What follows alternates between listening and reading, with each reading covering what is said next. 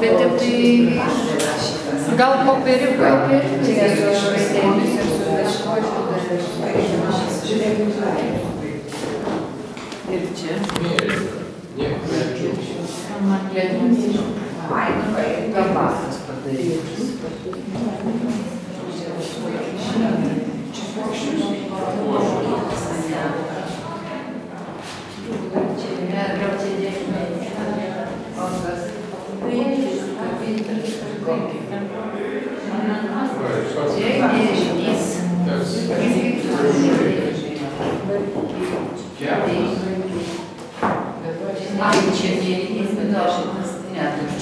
Esam čia, koncertas.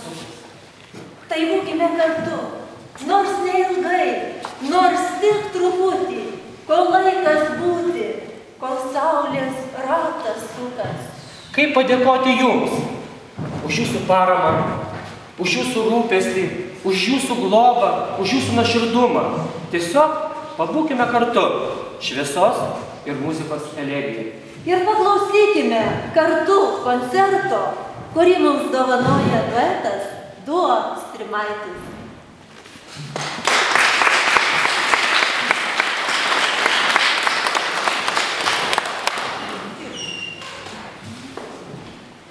Vienas iš tų dalykų gyvenime, kurie vis nemirštantis dalykai, kurie padeda mums keliauti į priekį, suteikia mums jėgų, duoda galimybės pailsėti, suteikia prieglobstį. Šiandien pas jus svečiuojasi muzikos ruduo festivalis, kuris jau ne pirmą kartą Rokiškyje koncertuoja. Ir šiandien mes turime uždarimo koncertą, paskutinį koncertą šito festivalio.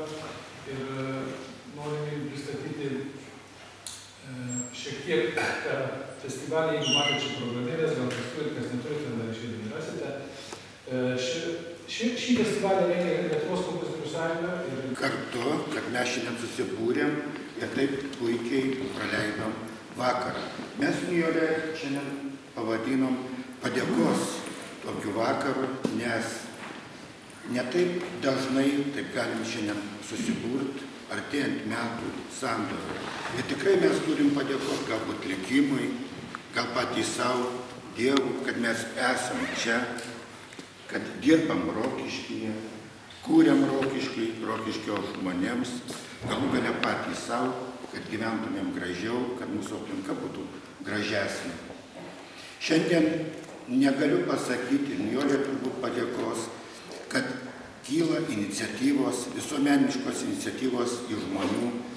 Pirmoje eilėje noriu padėkoti verslo žmonėm atstovam, kurie parodė iniciatyvas, skyrė lėšas, techniką, kur mes esame čia, šituose namuose, kad jie gražėtų, kad tvarkytųsi aplinka, kad susibūrė į tą mūsų talką daug žmonių, rokiškėnų, kurie palaikė su savo, jeigu be technikos, tai su savo įrankiais, jeigu be jų, bet kartu dalyvavo.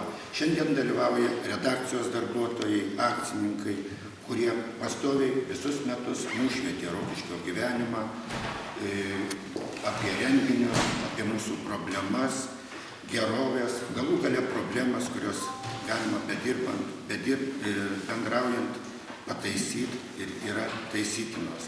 Ir kiek žinau, ir toliau laukia iš jūsų gražios iniciatyvos.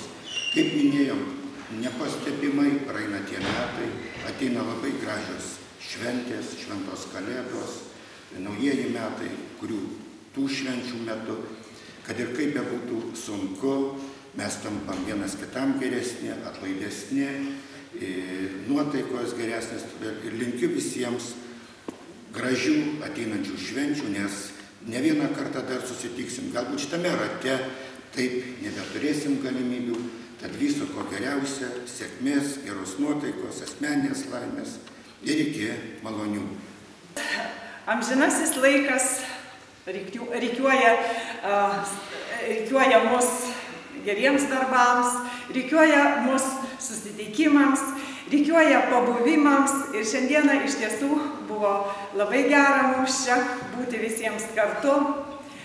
Dėkoju jums visiems, mėlyjeji, už tuos gerus darbus, kuriuos mes visus metus šiemet darėme kartu, nes Aš nesakau, kad šiandien mes susirinkome tam, kad skaičiuotume juos, nes jeigu susėstume prie balto popieriaus lapo, tai tikriausiai kiekvieną surašytume eibę tų darbų.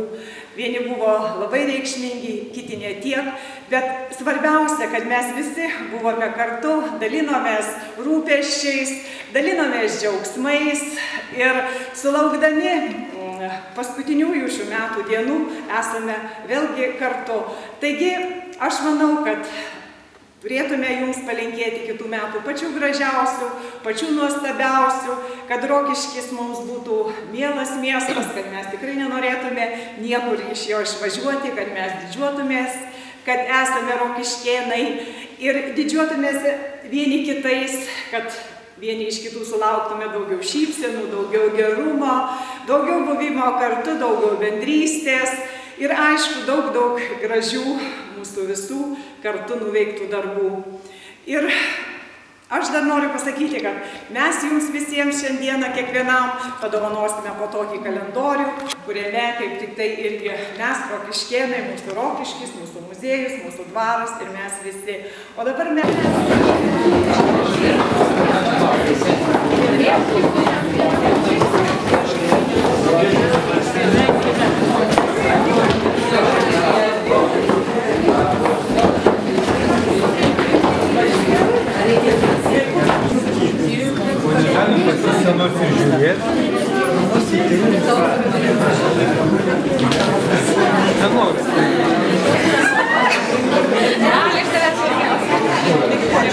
Jak świetna